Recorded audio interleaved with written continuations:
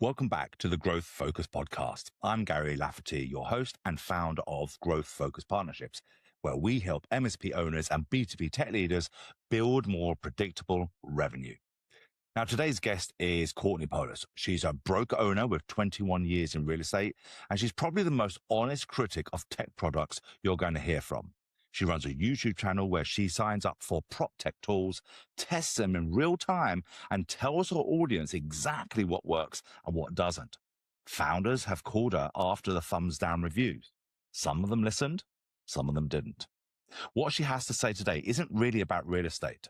It's about what happens when you build something for a customer you've never actually sat with, and why that gap is quietly killing retention, trust, and growth for a lot of tech companies right now. And as per usual, no fluff. Let's get into it. Hey, Courtney, it's great to see you again and great to have you on the show this episode. Why don't you start off by introducing yourself? Why don't you tell us who you are and what is it you actually do? Well, thank you so much, Gary. I'm happy to be here. My name is Courtney Poulos. I'm the broker owner of Acme Real Estate in Los Angeles and the co-founder of Acme Florida in Orlando. I have been a real estate sales agent for 21 years and a broker for 15.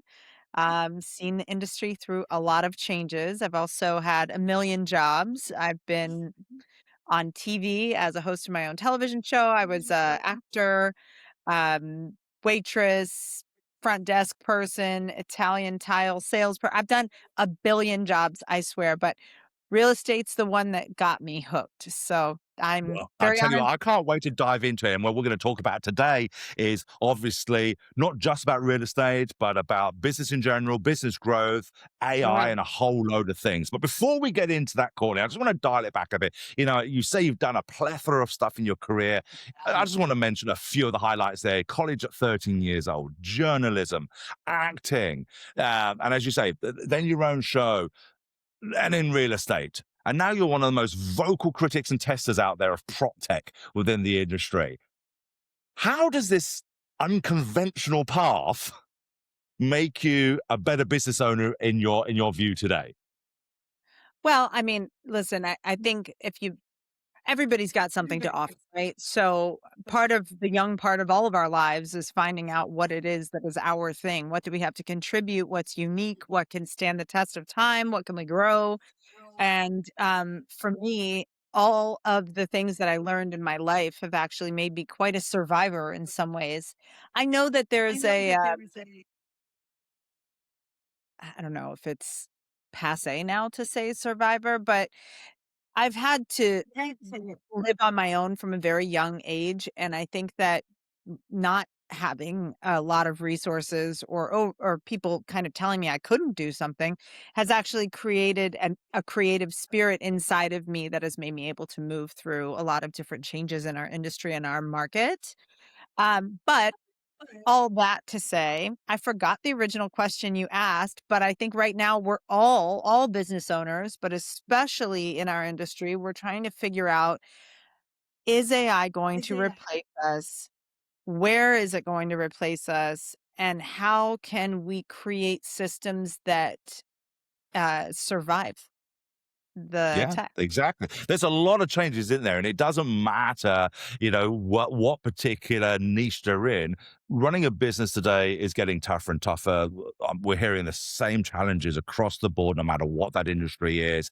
Um, with you, I have some very interesting questions I'd like to ask you because I think the answers that when you and I have spoken before, the answers you've given to those and your general attitude when it comes to running a business is something which I believe my listeners and my subscribers and my viewers can really, you know, take a step out of their industry for a little bit, take a step out of their niche. So, for example, you've been an owner operator, as you said, as a broker since 2011, 2012, or whatever it is, and you've gone through various market shifts. Yes. I don't think there is a tech founder listening here that doesn't think their industry is uniquely hard right now. What Mhm. would you say 14 years, 15 years of navigating multiple disruptions within an industry actually teaches you as a business owner? Well, being a business owner, you have the ability to expand and contract where needed. what we're always contending with is very highly talented competition, which I think is the same in the tech industry. You have people out teching you while you're in invention space, right? You're like developing something and there's somebody else who comes out with the same product. It's the same way in real estate. Just when I think I've got something unique, somebody imitates it. I could get in the grains about that, but it's really something that increases the competitive spirit, but is also frustrating when you are responsible for the success or failure of the business. And that frustration and exhaust is definitely the same probably in tech as it is in real estate. The difference, I guess, is we don't deal with founder money most of the time. I suppose some big brokerages do, but most of us are on the labor force side of things. We work to earn our money. So we're not trying to satisfy investors or make good on our pitch claims or that kind of pressure, which I know is a big piece of what tech people have to deal with. But for us, it's more about distinction, visibility. And this is where tech actually is our friend. This is where tech is our tool we can use. You have to realize my industry is unlike the tech industry that's trying to make a product for an industry that serves a particular need and sell it to them. Ours is we have people as our product, and we have to distinguish ourselves from the competition in a way that makes people choose us over and over again. We're constantly fighting for the business. So it's like I feel like tech tries to retrofit, and this was something that came up for us in our conversation before, is that in prop tech, particularly, a lot of the tech is not informed by the actual people it's supposed to serve. I feel like one of the biggest mistakes that tech founders make in AI, particularly with regard to real estate, is that they don't seem to have real estate agents testing it for accuracy, for ease of use. Our industry is contract specialists, and the people who are senior in our industry were probably raised in the 80s or 90s. They are not like new babies. They're not my 17-year-old son trying to, he can navigate things a lot easier using certain platforms and apps. I'm like, how do I even make this screen bigger on this particular Yeah. device? Whatever. Anyway, I'm not old by any means, but I was there before computers, and now I'm required to use these new tools that are supposed to improve things, but I find myself checking their oil. So I created a YouTube channel called Real Estate AI Coach. I admittedly have not like promoted it. It has like 500 subscribers right now. But I signed up for all these different apps and I started testing them with the audience just to so they could kind of watch an ordinary real estate agent just kind of going through what they're promising and does this live up to the promises that are made. And I'm finding over and over again that they don't. It should have been called Courtney versus the AI, because truly there's a missing. And I think that the most successful tech companies in our real estate space are going to be the ones that really use real estate agents in the field as their test monkeys and let us tell you what we need from this in order to make it work so that it's accurate and actually saves us oversight. We have to quality control everything. I mean, Well, I think I this is the key thing, Courtney. This is the thing. I mean, you're in a unique advantage and a unique position where you come at this industry from a user perspective, but not just from a user perspective as a business owner. right. You literally have a channel that goes out there and gives an opinion on what's working and what doesn't work. So, for example, you publicly on your channel gave a PropTech product a thumbs down on your YouTube Yeah. channel. And the founder came back and said, "Hey, Courtney, heard what you said. That's a key point. I heard what you said. Try this new version." That's a remarkable response, especially from the people in this industry to act so quickly. What does that tell you about tech founders, about how they handle criticism about their product? And how rare is it in that in your opinion, do you actually hear that? It's pretty rare. I mean, through the Real Estate AI Coach channel, I've had an opportunity to connect with some CEOs, and the CEOs, of course, it's their baby, so they're the ones that want my feedback because they know I'm going to be honest, you know. Mm. And I do appreciate the responsiveness. And I did a review of that new product too. I think you're referring to Atlas X. Nima, the owner, you know, he definitely wants to hear what I have to say. But, you know, he's funny. Like, at one point, he's like, "We're gonna turn this into a brokerage." I'm like, "Why? You are not equipped to sell real estate agent or manage agents. Why would you do that?" You know? So I think sometimes the anxiousness about creating something that hasn't been created before, or to try and jump ahead and replace certain parts of our job with the tech when you're not really qualified to even measure its effectiveness, is the challenge. And that's where a lot of companies probably fall short. Like, a agent like me will sign up for the subscription for 2 months and then I'm out. You know, I'm not using it. It's not working for me. I still find that the CMAs are wrong, you know, or whatever. CMA is the comp analysis. Like, that's a big piece of the research part of our job. So I think that the other piece that a lot of tech founders are going to have a challenge with is that Perplexity, for example, Perplexity Computer is able to do what that CMA analysis was supposed to look like from all these other platforms. So I'm immediately unsubscribing from everything, you know. So they're outdoing each other so quickly. It's going to be difficult to find something that really lasts unless you take a holistic approach to it. So that would mean coming in, sitting with a real estate agent for their entire day, or sitting with a broker and going, "Where are the hurdles here? What's taking you so much time? Where can we effectively fill in the gaps, but also build a relationship with you so that as the challenges continue to come, or as the other tech options make themselves apparent or duplicate what we're doing, you still stay with us." Well, So, this again, I think this is something I want to delve into because I loved yeah, it when we were talking about that before. You know, you talked about it, you called it the IKEA effect. Founders yeah, are overvaluing what they built because it is their baby. That's what they have. They kind of like sugar coated eyes. You've got that channel, as you said, but you've also, suggested that people actually sit down real time and get some real feedback. How does a founder who's listening to this get an honest read on whether their product is actually solving a problem that they actually think it is, rather than a problem that they just want to solve? right. That's a great question. I think you Mm. need to get real estate agent. If it's prop tech, I'm speaking just about real estate industry, but I suppose this could apply to anybody. Who you have Absolutely, to yeah. define who your actual user is. So I know there's the pitch deck version of that. I'll give you an example. Mm. I used to work for a tech startup back in the dot-com days.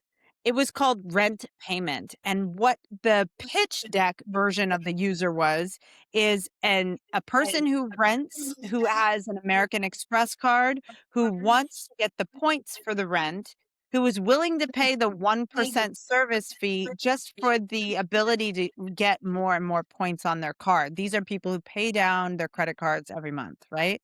That's who the pitch deck version of the subscriber is. The real subscriber was people who can't pay their rent, who put a portion of their rent or their whole rent on the credit card. So it's like their concept was one thing, but in reality, who ended up being the people that used it were the people who couldn't afford the rent, not the people who wanted points. So I think it's Yeah. the same way with It is. PropTech It is or because you think we have the owners who create something because they want to solve a problem. They're passionate, they're engineers, they're developers, they want to solve this problem that they've come across. And they always say right, great businesses are born from problems you've had personally.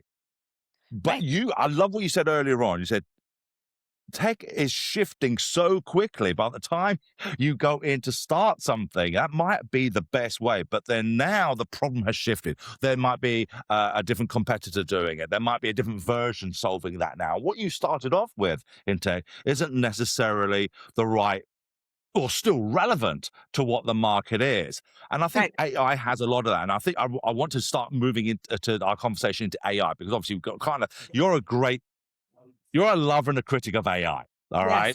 Yes, yes. In fact, Bad girlfriend. Your exact phrase was a hot, passionate girlfriend, right? Of the AI. That was it. So for tech founders who have been told by their VC to bolt on AI, and I don't think there is a tech leader listening to this or watching this who's involved with VC, would disagree. VC people are saying you've got to have a AI element onto your product. You've got to have an AI element in your company.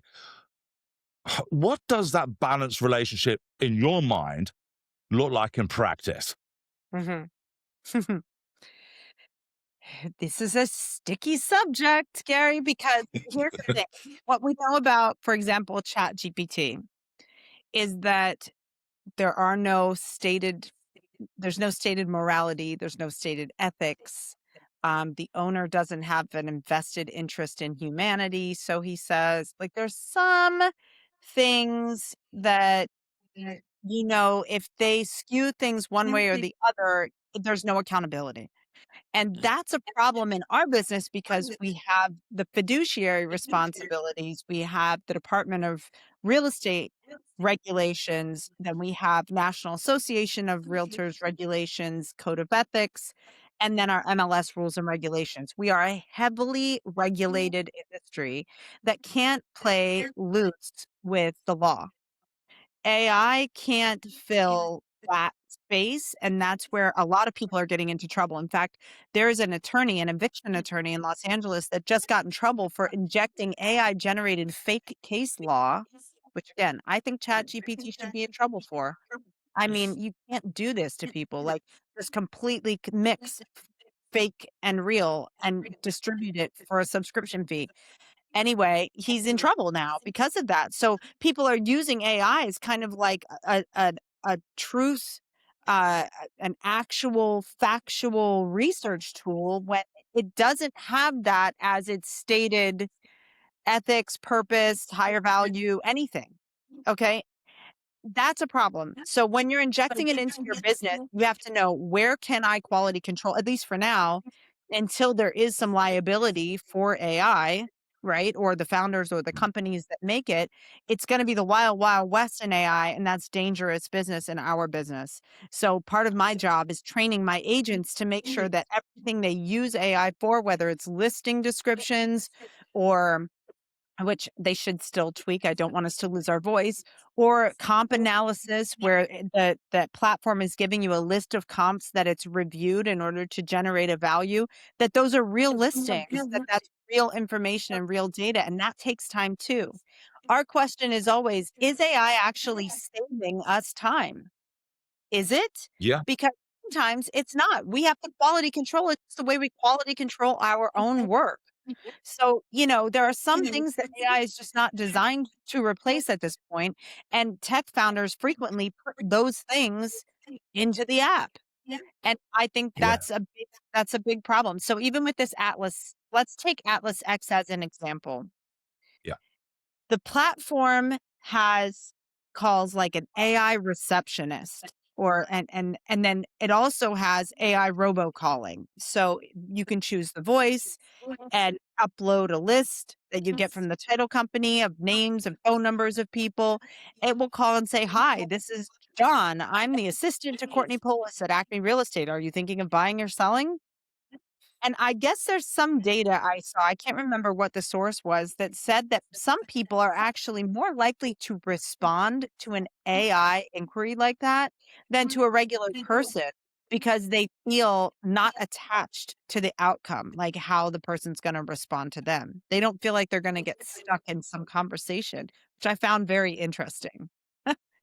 So in Yeah, that it's quite fascinating, that one, and we'll go back to that example because, yeah, it is, and just thinking about that, it's like, well, as a human being, we probably, if we were having a conversation with another human being, we probably don't want to upset them. We don't want to be seen as an agitator. We don't want to be seen as uncooperative.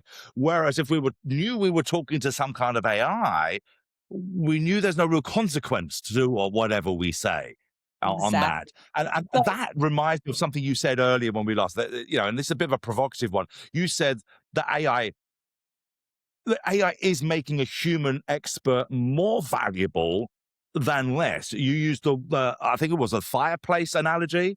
Do you want to Yes, share that a yes, little bit about the sure, fireplace sure. analogy? Yeah, yeah, but just to wrap that one point up, I think that's an interesting market test of where the future of telemarketing could go, but I don't know that it applies across the entire board. But where I might use the robocalling feature because I like that, and maybe there's success that can be had there. It doesn't require as much human output, a lot cheaper than hiring a person to do it.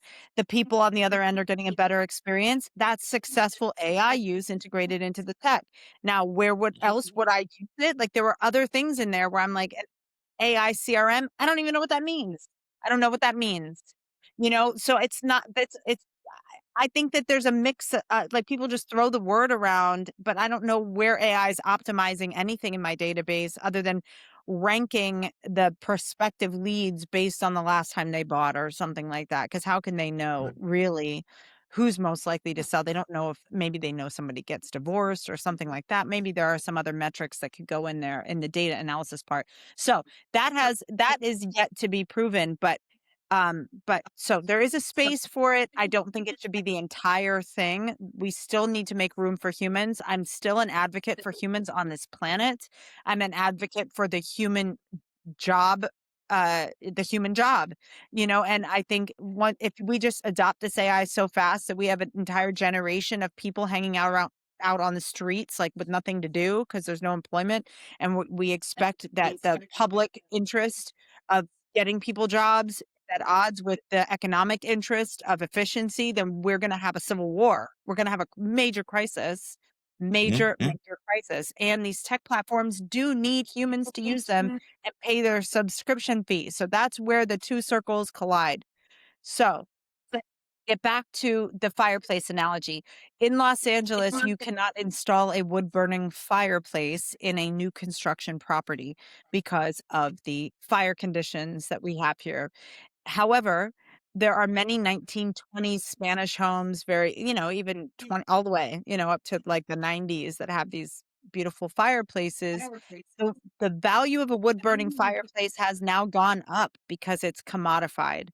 And I think on some level, human talent, which has been watered down by technology or even too many people getting their college degrees and going into customer service or whatever, there's something about human expertise that has either been outsourced or watered down. I think that could shift. And you're going to see human talent become the boss of the robot and become valuable again. And so all of those kind of useless customer service jobs could turn into, management of tech type of jobs. I think it's important to remember that with all of this AI, you're going to have the robots buy things from other robots. Then you're going to need to include humans into the overall holistic approach to the tech. Yeah, yeah, yeah, exactly right. And this is the key thing. We have tech founders who are being pushed to automate everything. There are many, many cases where Well, there are many cases for businesses for keeping the human in the loop. You've mentioned a couple earlier on, the very fact that we still need humans to actually use it and pay subscriptions and whatnot. Yeah. But this is the key thing. We've seen AI tools cause real customer harm as well without that human element. In your industry, for example, through bad valuations, inaccurate valuations Yeah. because of AI, putting, when they what is the term for it? When they go in and they put the furniture in and make the house look Virtual nicer. staging. Yeah. Yes, staging. But now they're not Image. staging, they're using AI for that. Yeah. I know we talked about this before. What's your insights and thoughts on that? Well, you know what? Virtual staging is virtual staging. It doesn't matter. The people are going to walk into the property if they're going to buy it, unless they're buying it sight unseen, which is a real risk anyway. So they should know that. Any responsible purchaser of real estate is either going to physically tour the property or have the agent do a physical walkthrough of the property at the very least. So to me, all the restrictions on virtual anything are kind of, I mean, if it's intentionally misleading, I can see how that would be problematic. Like, say you're removing telephone poles or something that, is actually physically there that, maybe that's misleading. But Mm, otherwise, it's just dressing up an image. I don't have any problem with that. The mm, real thing there to inspect, and the rest of the process allows quite a bit of due diligence. Maybe it just is meant to be inspirational, and I don't think that there's anything wrong with that. So AI, Right. I think they crack down on our industry is so funny, so weird. They get a bug in their butt about a thing, they miss the gigantic thing in the room right now, which is our entire bureaucracy is falling apart. And they focus on AI virtual staging images and pass rules and regulations about that. What's really happening, if you want to get into the weeds of the tech part of it, is that there are big companies who are essentially trying to rewrite the rules of data display for our listings and do it without the permission or consent of the establishment, gatekeepers, the MLS and then National Association of Realtors. So are we going to have a open source MLS or open source nationwide portals? Are agents even going to need to associate with any local gatekeepers like the MLSs that we have, more than 500 of them across the country? Do we need them? We might not need them because Zillow and Redfin have created de facto national MLS listing services right on their portals. The problem being, of course, that there is a conflict of interest. They are revenue generation machines based on real estate sales as well. So it's at odds with the individual agent. So it looks good, but go a level deeper. Are we actually making our jobs harder, and does the consumer win? So to get way back to our original question, for people who are creating apps, platforms that are meant to be used by people in human industries, right? Like real estate, we're a tactile industry. There is a missing piece. You can make my life easier, perhaps, by helping me write a listing description and maybe even upping the ante by going, not only am I going to help you write the listing description, I'm going to make sure it doesn't violate federal fair housing guidelines. I'm going to make sure that it abides by your state's federal fair housing guidelines because, those are not the state's fair housing guidelines because it goes state by state, like there's sometimes additional protected classes. But does the consumer win at the end is the question with whatever it is you're creating. Does the consumer win? So our industry is meant to serve the consumer. I'm just going to give you a quick example. There was a kind of famous story. By the way, I'm hearing a little echo, so I don't know if that's on your end or mine. You're okay, go on. Okay. So there's a story that went viral recently of a couple in Florida that used AI to sell their home. See this headline? No, no. And so I'm not exactly sure all the nuances of how they did it, but there was an analyst who did a deep dive into how they did it, or rather, like whether or not the statistics would show that if they used an agent, would they have gotten more for the house? And in Hmm. this perspective, they would have. If they used a real estate agent, they would have made more money. And I think the dangerous thing about AI and the question of does the consumer actually win if all the tech is adopted, comes down to those kinds of questions because that person can't sue AI right now. The AI has no fiduciary responsibility to the seller. So they can go online and check their values and list something, underprice it, get something, and then feel like they won. But did they really win? And if they didn't, are they pissed off at somebody about it? And who can they sue becomes the next frustration, you know? So AI right now is a tool, and I think it needs to be put in its place. And I think if I were creating an app or a platform, even if it was to serve an industry like real estate, I would make sure that part of the equation is does this actually benefit the consumer? So it's not just does it make the agent's job easier at creating the CMA, it's if the agent adopts our platform and our tech to create the CMA, are we so 100% certain about its accuracy that when that goes to a seller, that seller won't feel like they undersold their property because that's the end ultimate end user, you know? Yeah, I think that makes sense, and that this is the key thing, isn't it? Because there's no judiciary responsibility. You can't sue AI. I think that's a very, very important point there. And with founders and leaders who are listening to this and they're being pushed by their VC to add AI element, that's something which is probably a question they should be asking themselves and thinking, okay, how do we protect ourselves from this? So that Right. leads me quite nicely to our last question of today, Courtney, and is this: if and I know you've touched on it in your last answer, but I want to probably get probably a straightforward, easy peasy answer for you. If you're sitting in a chair of the exact person our tech founders are trying to sell to, it doesn't really matter who they're just trying to sell to this particular person. What is the one thing they consistently get wrong about their end user? Hmm. I think they may overestimate the uh the ease with which the end user can manipulate the platform to get the desired result.